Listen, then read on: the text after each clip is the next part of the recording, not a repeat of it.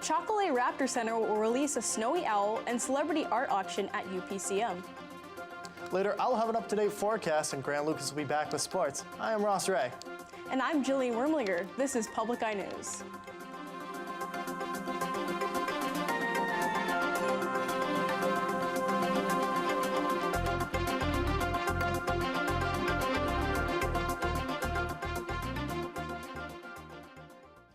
Do you want to see a snowy owl up close and personal? On Sunday, December 9th, Chocolate Raptor Center will release a rehabbed snowy owl at the north side of the Superior Dome on NMU's campus in Marquette at 2 p.m. All are welcome, as well as cameras. The Upper Peninsula Children's Museum is the 15th annual celebrity art auction on Thursday, December 6th. The fundraiser will have over 30 pieces from the community's most unexpected artists, including TV6's Sarah Blakely. This auction is the largest fundraiser for the Children's Museum, with every dollar going towards the museum. Admission is free with complimentary apps, desserts, and drinks. Viewing begins at 5:30 with the live auction starting at 7. Child and Family Services America Incorporated is bringing some Christmas cheer to the children in foster care across Michigan. This annual Christmas gift-giving program will be launching flights and ground distribution to deliver more than 20,313 gifts to 6,771 children across the state of Michigan on December 7th from the Oakland County International Airport.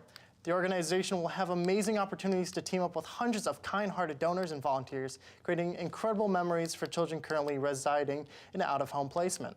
Volunteers will not only wrap all presents donated, but hundreds of dedicated volunteer pilots and drivers will deliver the gifts to 83 participating local social service agencies who will transfer the gifts to all the Eco children. Those who are interested in more information can visit www.cfsm.org or contact Sherry Brackenwagon at 517-349-6226. Announced Monday morning by the Michigan Department of Transportation, or MDOT, work on the US 2 Escanaba River Bridges project has been suspended for the season due to weather conditions. The new bridge span has not been completed, though one lane will be open in each direction on the finished portion of the new bridge, and traffic will be maintained the same configuration as last winter. MDOT had planned to open the rest of the bridge by the end of November, but frozen ground has prevented paving from proceeding. The new project is expected to be completed in early July. Governor Rick Snyder has just dropped a proposal to build a tunnel to house the oil pipeline under the Mackinac Bridge. Governor Snyder has asked the Bridge Authority to oversee the construction. A spokesperson for Governor Snyder said he supports lawmakers' decision to create a new authority to oversee the underwater tunnel. Snyder also wants to work with an oil company to replace a section of the original pipeline that carries oil to Wisconsin and Canada. And Michigan taxpayers with past due tax debts should be aware of a new and upcoming scam making its rounds through the U.S. Postal Service. Taxpayers are sent what appears to be a government-looking letter about an overdue tax bill, asking the taxpayer to immediately contact a toll-free number to resolve a tax debt. The scammer's letter attempts to lure the taxpayer into a situation where they could make a payment to a criminal. Taxpayers who receive a letter from a scammer or have questions about their state debts should call Treasury's Collections Service Center at 1-866-218-7224. A customer service representative can provide flexible payment options. And after the break, we'll be back with your national and international news. Stay tuned. The Bee Gees live in concert, recorded in Melbourne, Australia during their 1989 One for All tour. And it's me you need to show. How deep is your love? How deep is your love? Travel back in time to the supergroup's greatest hits. Wednesday afternoon at 1 on Public TV 13. And welcome back. Tonight, negotiators at the UN climate talks got down to finalizing the rules for the Paris Accord, a landmark agreement countries made 3 years ago to curb global warming. The two-week meeting brings together diplomats from almost 200 countries, often with differing agendas. Surprisingly, even the U.S. is taking part, despite announcing last year that it was pulling out of the Paris Accord. Decisions on crunch issues, possibly including financial aid for poor countries, are expected to be left to ministers gathering next week at the Dome Conference venue in the southern Polish city of Katowice.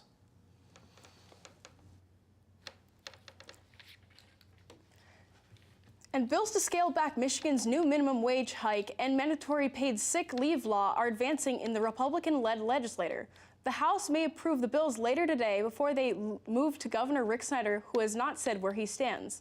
The business community supports delaying the boost in the minimum wage until at least 2030 and limiting paid sick time requirements to employers with 50 or more workers. Opponents say the move is illegal and an insult to voters. And Wells Fargo says a computer glitch is to blame for an error that cost more than 500 customers their homes. In a filing with the Securities and Exchange Commission last month, Wells Fargo revealed it incorrectly denied 870 loan modification requests. That error led to foreclosures for more than 60% of those homeowners. Anna Werner has been looking into how this happened. This is hard for you, really hard for you. I can see that. It's been very hard for me. It's something that I wouldn't wish upon anybody. These days, Jose Aguilar can only drive by the home he and his family lost to foreclosure 3 years ago. The small ranch house in upstate New York where they wanted to raise their children. See how many times my kids and I used to run up and down, ride our bikes. He says the problems began when he and his then wife found mold in the house. He tried to remediate it himself, but fell a few months behind on the mortgage payments. So the couple asked their lender, Wells Fargo, to modify their loan to lower their monthly payment.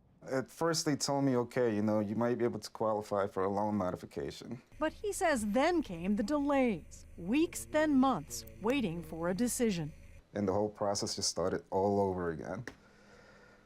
And eventually got to the point we were a year behind. Finally, Wells Fargo turned them down. So no loan modification, No essentially, loan is what they're telling you. modification. What was your reaction? I mean, after all that time? At that point, I just gave up. He and his wife split up. The house went into foreclosure. And with the hit to his credit, Aguilar says he found no one would rent to him. At that point, my son and I had to move to the basement of a friend's house, which we stayed there for 3 months. And we had nothing. And we had a couch, and my son had a bed. But That was tough. I felt worthless. Worthless. I felt like I let my family down. Then, in September of this year, nearly 3 years later, he got a letter from Wells Fargo. Dear Jose Aguilar, it read, "We made a mistake. We're sorry." It said the decision on his loan modification was based on a faulty calculation, and his loan should have been approved. It was like, are you serious? Are you kidding me? Like, you destroyed my kid's life and my life. And now you want me to, we're sorry?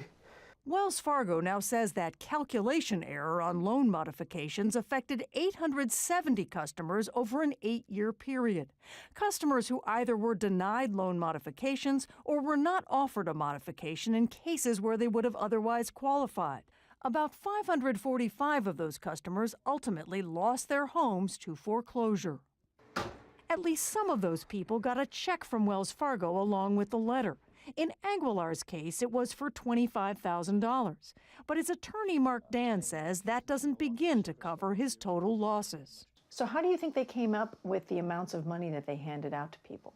That's what we want to find out. We want to find out what went wrong, how it went wrong. Elise Cohen is with the National Consumer Law Center. The question is, how did this happen? Aren't they supposed to check their computer programs regularly to make sure they're accurate? This is clearly more than just a simple computer mistake. Wells Fargo declined to do an on-camera interview. The company could not say how much money it expects to pay out in remediation to customers. But Jose Aguilar says it's not just about money. I want Wells Fargo to know that there's people out there with feelings and families that try hard to pay their bills and survive. And we're real people, we're not just money. A mysterious parasite is seeking out and killing a giant species of clam in the Mediterranean Sea, possibly threatening the clams to possibly go extinct. The noble pen shell, or fan mussel, can grow more than a meter, 3 feet long, is provided food and one of the world's rarest materials, sea silk spun from fibers it uses to secure itself to the seabed.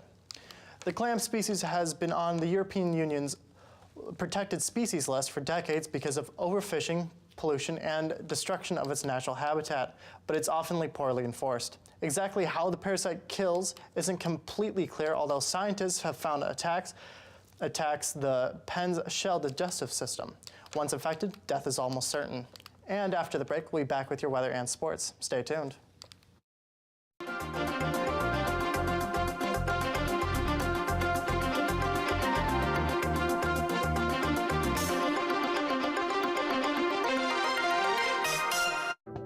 Fueled by creativity and passion, Michiganders are capable of doing anything they set their minds to. And on this upcoming episode of Destination Michigan, we're sharing the stories of some remarkable people who aren't afraid to put the time in and get their hands dirty to create something amazing. From the whimsical to the practical, they all have one thing in common. All of them are Michigan-made. So come along with us for this very special episode of Destination Michigan. Friday afternoon at 1 on Public TV 13. And welcome back. My name is Ross Randy here with your weather today. Looking out behind us, we do have some snow and clouds coming in. But looking at our current conditions today, it is currently partly cloudy with a temperature of 21 degrees, winds south at 8 miles per hour, and a barometric pressure of 30.08 and steady. Going on till later tonight, there's going to be some snow with a low of 18, winds southwest at 5 miles per hour. And then going on to tomorrow, we're going to have some more partially sun with a high of 28 and winds west at 10 miles per hour, Looking at our UP here today, as you can see behind me, it's completely cloudy out here today. Hopefully that will change throughout the weekend. We're going to start here with Sault Ste. Marie at 27, going down to Manistee at 25, Escanaba at 23, and down here, Menominee at 26. Going to our other half of the UP, both Ironwood and Iron Mountain at 22 degrees. Up here in Hone at 23, and down here in wonderful Marquette, it is going to be 21. Let's look at our week ahead. On Thursday, the high is going to be 23 with a low of 10 degrees with some snow. Friday is going to have a high of 18, low of 12, and partially sunny. And Saturday is going to have a high of 27, low of 19, and mostly sunny. Well, Grant, it seems like we're lacking the snow this week, but I hear you have some stories will brighten up our winter moods. That's right. Samsung has agreed to support the 2028 Los Angeles Olympic Games. The South Korean firm will give all athletes participating in the Games limited edition phones. The deal was signed on Tuesday for an undisclosed amount of money, but people speculate the deal could be worth around $500 million. Urban Meyer, a highly successful coach for Ohio State, has announced that he will be retiring after the Rose Bowl on January 1st. Meyer led the team to 3 championships and has an 89-9 record. Meyer didn't say why he is retiring after his 7-year career with the Big Ten school, but many believe it's from a cyst in his brain that has caused him visible pain. Meyer's coaching career is not without its controversies, however, like how he handled domestic violence allegations against a now-fired assistant coach. And Seattle is getting its own National Hockey League team in the near future. The NHL Board of Governors unanimously agreed to add Seattle as its 32nd franchise on Tuesday. The team is expected to start playing in 2021 to allow enough time for the area to be renovated. The unnamed team will be the Emerald City first major winter sports team since the NBA Supersonics disbanded in 2008. But that's all the time we have. Tune in tomorrow for some more Public Eye news. The